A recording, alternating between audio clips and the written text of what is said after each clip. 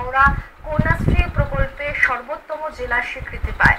বাংলা, হিন্দি, উর্দু, সাঁওতালি, নেপালি ভাষায় সফল 50 জন প্রতিযোগীকে সংবর্ধনা দেওয়া হয়, যাদের পারিবারিক আয় মাসিক 10,000 টাকা। অষ্টম থেকে দ্বাদশ শ্রেণী পর্যন্ত অবিবাহিত ছাত্রীরা এই ভাতা পাবেন।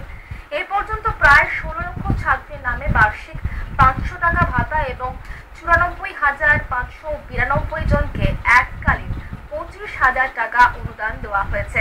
মুখ্যমন্ত্রী বলেছেন, শুধু রাজ্যে নয়, আগামী দিনে কন্যাশ্রী দিবস পালিত হবে দেশ জুড়ে। এদিন কলকাতা পুলিশের রিজার্ভ ফোর্সের 30টি পেট্রোল ভ্যানও উদ্বোধন করেছেন মুখ্যমন্ত্রী। আগামী দিন আমি মনে করি এই কন্যাশ্রী দিবস সারা পৃথিবীব্যাপী এটা পালিত হবে এবং আজকে কন্যাশ্রীর জন্মদিন। Many happy returns of the day. 14ই আগস্ট আমরা মনে রাখবো, আমরা আমাদের ছোট্ট ছোট্ট বোনেদের এই দিন সম্মান জানাবো, ভালোবাসবো এবং তাদের আরো যাতে তারা এগিয়ে চলে তার জন্য আমরা চেষ্টা করব। I am delighted my UNICEF representative is here. They are also part and parcel of this program.